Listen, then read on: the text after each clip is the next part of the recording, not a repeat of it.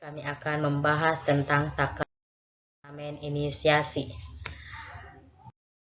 Kata inisiasi berasal dari bahasa Latin, yaitu inere atau initiare, yang berarti memasuki, masuk atau bergabung ke dalam suatu kelompok, atau juga menerima seseorang ke dalam suatu kelompok. Inisiasi adalah proses memasukkan seseorang secara sah dalam kelompok sebagai bagian dari anggota gereja. Sakramen inisiasi adalah tanda atau simbol atau lambang kehadiran Allah yang menyelamatkan manusia melalui proses penerimaan dan pengesahan seseorang menjadi bagian dalam kehidupan gereja. Sakramen inisiasi adalah fondasi kehidupan seorang Katolik. Ini mencakup baptis, ekaristi, dan krisma. Ketiga sakramen ini penting untuk pertumbuhan iman yang mengantar kita ke dalam kehidupan Kristiani. Dalam sakramen inisiasi terdapat 3 bagian, yaitu sakramen baptis. Sakramen baptis adalah dasar seluruh kehidupan Kristiani dan pintu masuk menuju kehidupan dalam roh dan menjadi syarat untuk menerima sakramen-sakramen lainnya. Baptis adalah sakramen kelahiran baru dalam Kristus. Melalui baptis, seseorang dibersihkan dari dosa asal dan dilahirkan kembali sebagai anak Allah, menjadi anggota gereja, serta dipanggil untuk hidup dalam iman dan kasih Kristus. Baptis menuntut kita untuk terus bertumbuh dalam iman.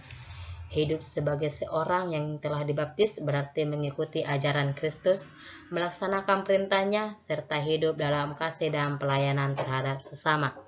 Dengan demikian, kita semakin menyerupai Kristus dan menjadi saksinya dalam kehidupan sehari-hari. Yang kedua ada sakramen ekaristi.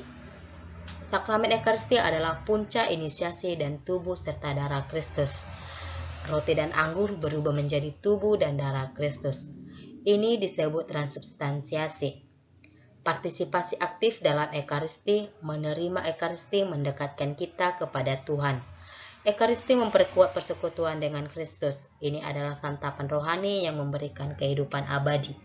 Gereja mengajarkan tentang penerimaan ekaristi yang layak. Yang ketiga adalah sakramen krisma. Sakramen krisma menerima penerimaan Roh Kudus secara penuh. Uskup mengurapi minyak krisma. Kata-kata yang diucapkan adalah terimalah materi Roh Kudus. Krisma memperkuat kita untuk menjadi saksi Kristus. Sakramen ini memberikan karunia Roh Kudus. Disebut juga sakramen krisma karena dalam upacaranya dipergunakan minyak krisma, yaitu minyak zaitun atau minyak yang diperas dari tumbuhan lain dan telah dikonsekrasi atau diberkati oleh uskup. Sakramen ini menandai kedewasaan iman, di mana seseorang secara sadar memilih untuk mengikuti Kristus dan berkomitmen untuk hidup sebagai muridnya. Dengan demikian, mereka yang telah menerima krisma dipanggil untuk semakin aktif dalam kehidupan menggereja, berani bersaksi tentang Kristus, dan hidup sesuai dengan kehendak Allah.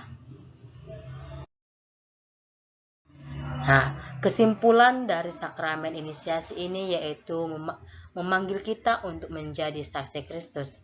Jangan takut untuk mewartakan Injil dalam perkataan dan tindakan, menjadi terang di tengah dunia yang penuh tantangan.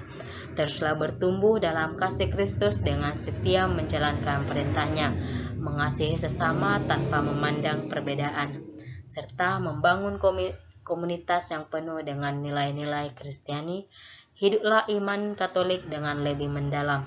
Teruslah bertumbuh dalam kasih Kristus, jadilah berkat bagi sesama, sehingga kehadiran Kristus dapat dirasakan oleh semua orang di sekitar kita.